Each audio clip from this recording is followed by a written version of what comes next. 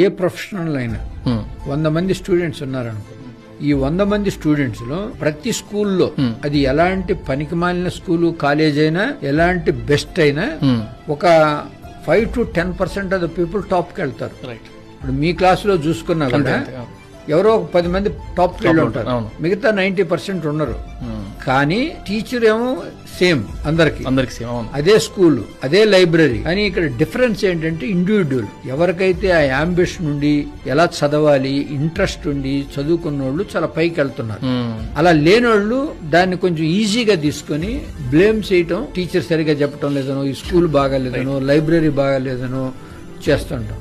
కాబట్టి ప్రతి ఒక్కరూ వాళ్ళ వాళ్ళ అంబిషన్ బట్టి, వాళ్ళ స్వాట్ అనాలిసిస్ని బట్టి చదువు అనేది ఒక చదువు పద్ధతిలో చదివితే అందరు పైకి వెళ్తారు.